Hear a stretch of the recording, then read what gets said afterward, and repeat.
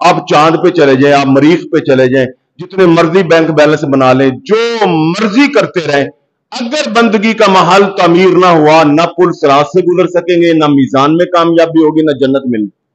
یہ پکی بات. اور وہ بندہ کامیاب ہے، قرآن نے جس کو کہا ہے نا حقیقی کامیاب، وہ ہے کہ جس کے میدان معاشر میں جس کے دائیں ہاتھ کے اندر جو وہ نامہ اعمال آ جائے.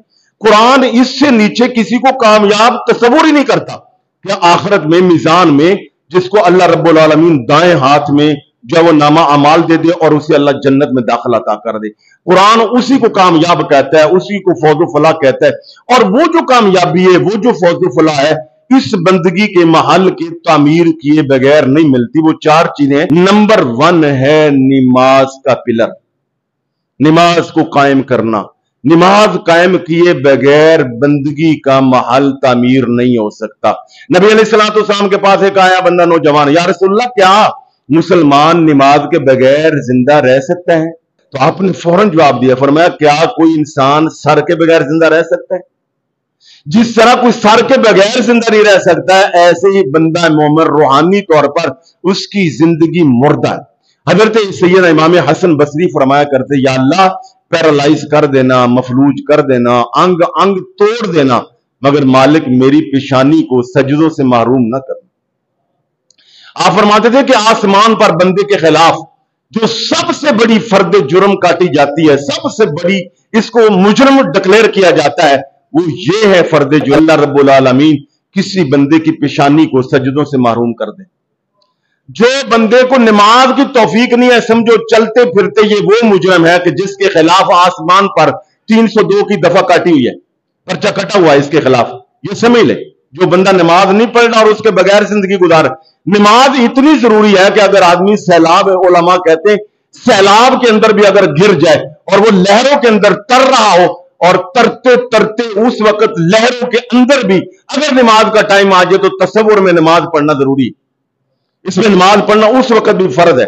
اگر دشمن کے ساتھ مقابلہ ہو رہا ہے، یعنی گردنیں کٹ رہی ہیں، گولیاں چل رہی ہیں، تلواریں چل رہی ہیں، نیزے بھالے سب کچھ، اس وقت بھی کہا کہ نماز نہیں چھوڑنی تم نے. نماز خوف کا پورا قرآن نے طریقہ بتایا. کھڑے ہو کے نہیں پڑھ سکتے، بیٹھ کے پڑھو، بیٹھ کے نہیں پڑھ سکتے، لیٹ کے پڑھو، لیٹ کے نہیں پڑھ سکتے، ہاتھ اٹھا کے پڑھو، ہاتھ نہیں اٹھا سکتے، انگلی کا اشارہ کرو، انگلی کا بھی اشارہ نہیں کر سکتے تو آنکھ کا اشارہ کرو، بند کرو، کھولو آنکھ.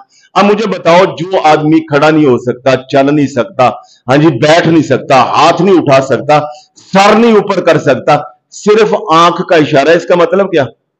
آخری سانس تک نماز نہیں چھوڑنی. نماز ایک واحد وہ تحفہ ہے اللہ رب العالمین نے جس کو شان کے ساتھ اپنے حبیب کو آسمان پہ بلا کر معراج والے دن امت کے لیے تحفہ عنایت فرمایا. حضور نبی پاک صلی اللہ علیہ وسلم جب آپ کی روح مبارک اللہ کی بارگاہ میں جا رہی تھی، اس آخری وقت کے اندر آواز بہت زیادہ کم ہو گئی تھی. حضرت علی کو اشارے سے بلایا، اپنے قریب بلایا، اور ان کا کان حضور نے اپنے منہ مبارک کے قریب کیا اور کان میں فرمایا، علی میری امت کو بتا دینا جو مرضی ہو جائے نماز نہ جانے پائے. یعنی پہلا پیغام بھی نماز اور آخری پیغام بھی نماز. میرے بھائیوں، نماز پہ بالکل کمپرومائز نہیں کرنا، ہر حال میں نماز پڑھنی ہے جو مرضی. دوسرا پلر میں نے آپ کو پہلے بھی بتایا، وہ کیا ہے؟ رزق حلال. رزق حلال پہ میں نے پہلے بات کر دی تھی، امام مالک کے بیٹے کی بات بھی اور ان کی بات بھی سنائی تھی. رزق حلال کے بارے میں حضرات میں یہ کہوں گا کہ اتنا ضروری ہے کہ اس کے بغیر کوئی دم، کوئی درود، کوئی وظیفہ، کوئی دعا، کوئی عبادت کام ہی نہیں آتی.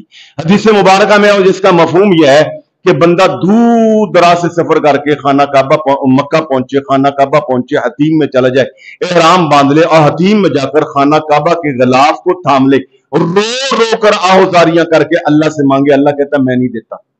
کیوں؟ اس کا لباس حرام کا، اس کا کھانا پینا حرام کا، میرا اس سے کوئی تعلق نہیں.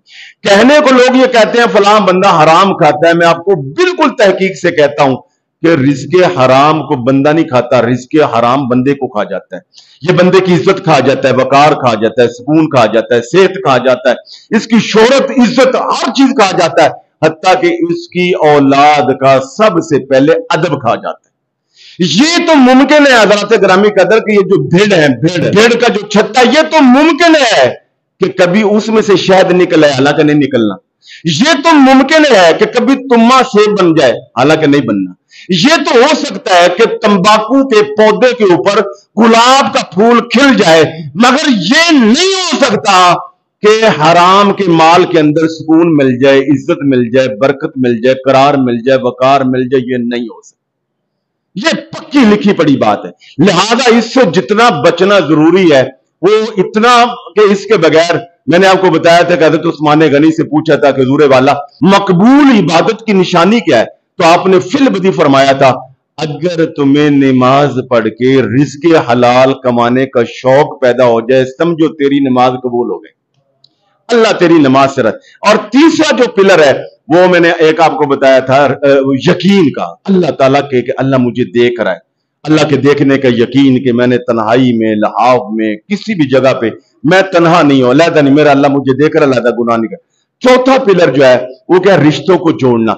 रिश्तों का मैंने आपको बताया था कि रिश्तों की माला अल्लाह ने सिर्फ इंसानों के गले में डाली, यानी जानवरों के मुआशरे के अंदर रिश्ता नहीं है।